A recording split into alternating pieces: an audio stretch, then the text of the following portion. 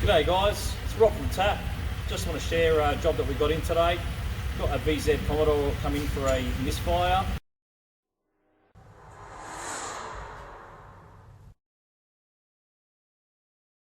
And we check the codes and we have a P0205. You might see this code and automatically think to yourself, an injector fault like we'll do because it's a pattern failure. But what we'll do is we'll jump on the Tap site and I'll put the code in and let's have a look what comes up. Alright, we're on the Tap site now, and if we type in Commodore P0205, go down, we've got one repair solution there. Let's click on it. And as you can see here, there's been a bunch of parts replaced this vehicle already, and the end result is a failing injector driver in the PCM. So although when we see this code we automatically think an injector fault, what we're going to do is, since we got this here, let's connect the scope up to this wire and let's see what we get. So I'll get the scope connected and I'll get you over there.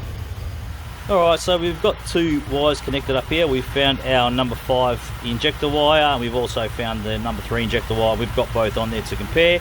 So if I take you over to the scope, as you can see, our red trace is our good number 3 injector and our blue trace is our bad number 5 injector. So as you can see, we have got no command from the PCM at all.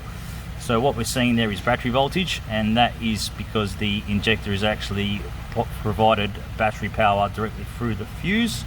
That battery voltage travels through the injector, it goes directly to the PCM connector, and the PCM is meant to ground that wire in order to fire the injectors.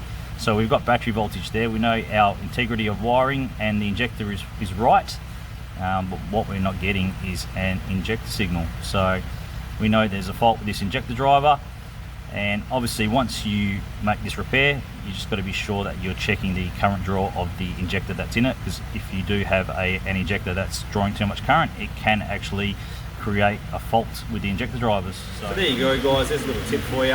It really pays to be a Tap member. For the sake of a 2-second check to throw that code in and see if there's a repair solution that someone else has experienced already, particularly if it's a new car that you've never worked on before and a type of fault that you never usually see. It really pays to get on there and have a look. So if you want to check out that one and hundreds of other repair solutions on board, make sure you jump on Tap, and we'll see you next time.